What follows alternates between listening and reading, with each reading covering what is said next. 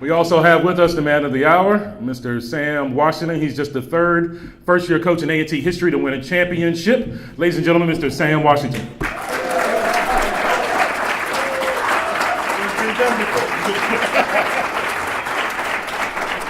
Wow, thank you. Thank you. Thank you so much. I didn't know I was the third. I was hoping I was the first. Listen, but that only shows the tradition at this place. And it's a fine place to work. It's a fine place to live. It's just a fine place. The football game, I thought was one of our very best. I thought we played well both offensively, defensively, and the special teams I thought played well. Offensively, Mr. Cartwright. Mr. Cartwright got his 1,000 yards here, so he's a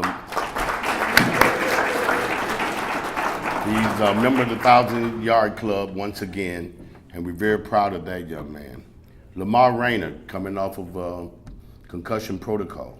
I thought he played a marvelous game. He protected the football first and foremost, and I thought he threw the ball with pinpoint accuracy. And he made very good decisions. And then he was able to check the different runs when they, when we had the opportunity to spread them out. So I thought he managed the game extremely well.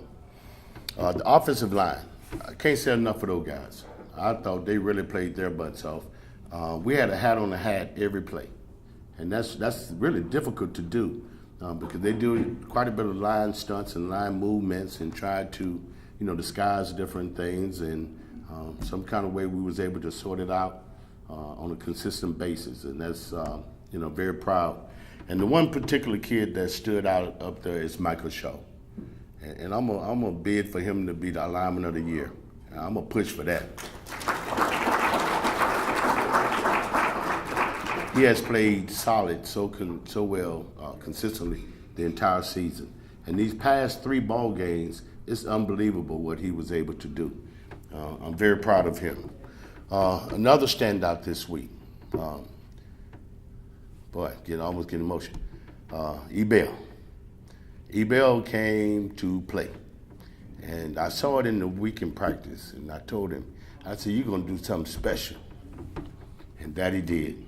He came out and he played his butt off. And he looked like the old Ebell.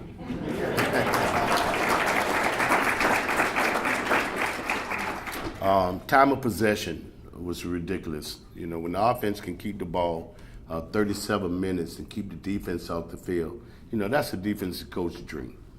That's the dream. Now they don't have time to figure out what exactly that you're doing, the adjustments that you're making, because they're on the sideline.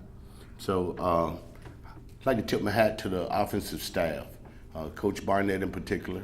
I thought he called a fabulous game. He kept it mixed up. We were able to do a lot of RPOs and play actions and kept them off balance. And they wasn't able to blitz as much, nearly as much as they normally do, because they wasn't sure where the offense was going. And we ended up with 539 yards, which is unbelievable.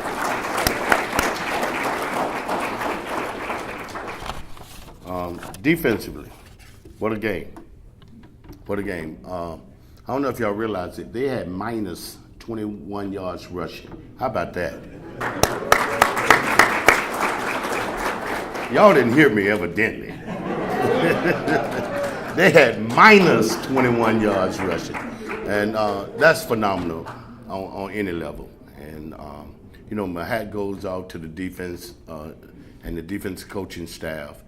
Coach Coed, I thought, did a fabulous job, calling the game as well. And that was very good to see. Another thing that I was very pleased with was gap control. We always preach, gap control is key. The key to our scheme, I probably shouldn't tell it, we're vertical. We're vertical play.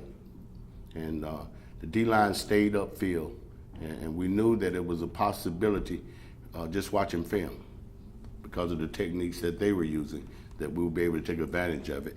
And it actually happened just as planned. The linebackers, I thought, fit very well in their responsible gaps. And it made for a very solid football team. The secondary, I thought they got behind us twice. Unfortunately, they didn't catch the ball, but we don't give up plays like that. So that's the area that we'll focus on a little bit these next couple of weeks. I must this young man, Amir McNeil, we thought no one could replace a Frank McCain. But this young man has come in and did a yeoman's job. He played his tail off, and it was just happy to see him grow and his confidence level grow. And he made some very critical plays in very critical moments that preserved the shutout.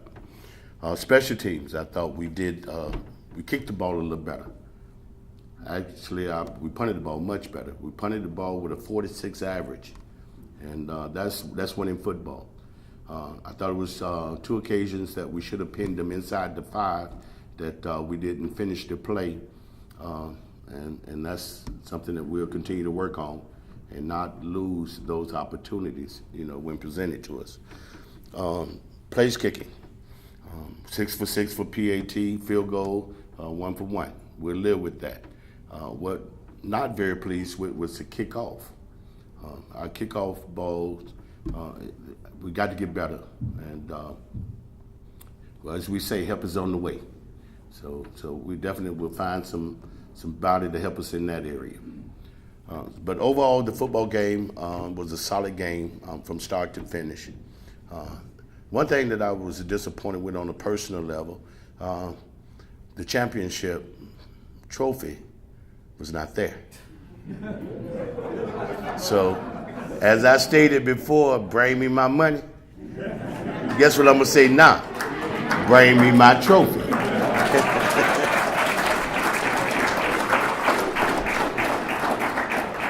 Yeah, one of the things that this class had not done to date, and that was to win at Central. We have 4 championships, but had never won at Central. So I was so pleased and took a peek that this group had the opportunity. We always talk about to finish their legacy with a win at Central.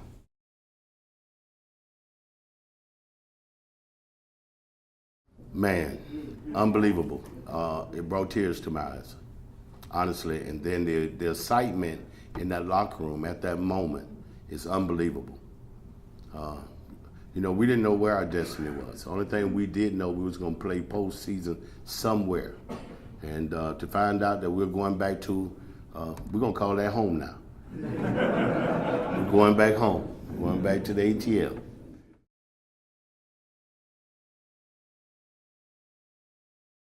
Yeah, I'm sure there were some doubters, but we kept faith.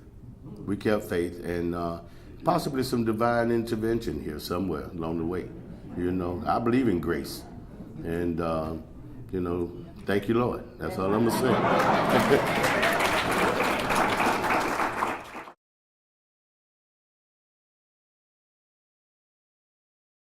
Well, I tell you what, recruiting, woo. Right now, already, it's time to get out and hit the trails, and as we prepare, for the ball game, it'll be 2 weeks before we find out who we play. So we will spend a lot of time just on basic fundamentals of football, going back to start 1, hands, hips, eyes, stand, start. We'll start over, and as we do that, the coaching staff got to do a very good job of recruiting. Finding players. We got to get some players in here in December. I'm glad Mr. Hilton's shaking his head, yes.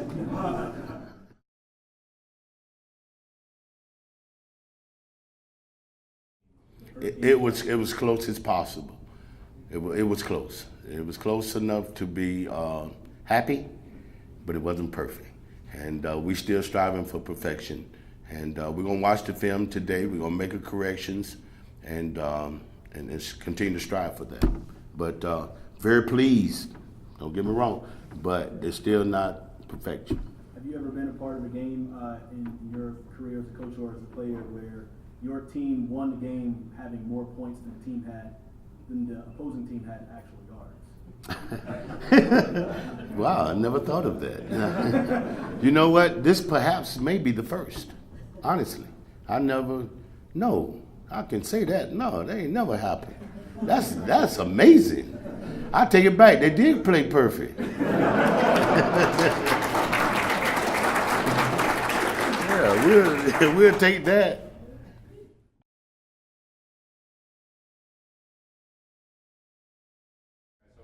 Well, I would love to hear those kids, the guys answer that one. But for me, it's all about relationships. You know, if I want to do something significant, I'm gonna want someone with me I can trust. And I think these young men trust each other. They trust our coaching staff. They trust this university, and everything is built on trust. And it starts with the relationships. And I think we have very, very good relationships with our players.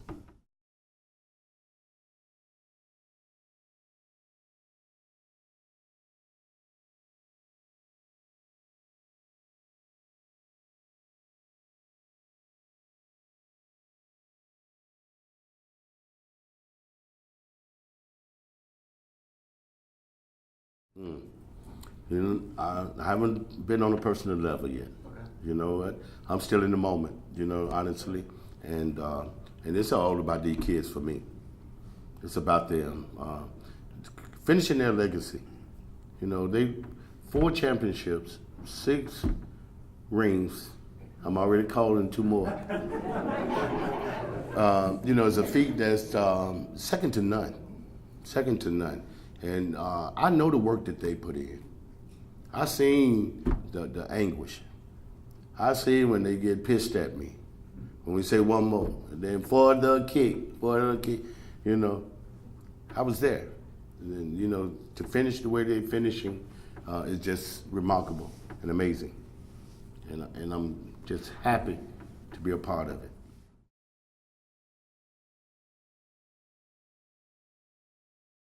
Well, the key is staying focused, you know, enjoying, you know, the moment, but remaining focused, you know, the job at hand. I think that's the big to do. That's the big thing to do, is keep them focused, you know, while we're here. We're here on a business trip. It's just a lot of pleasure come with it. They take us to the aquarium. They take us over here to eat. They take us over there. So I think that's the really big struggle for the coaching staff, is keeping them in the moment.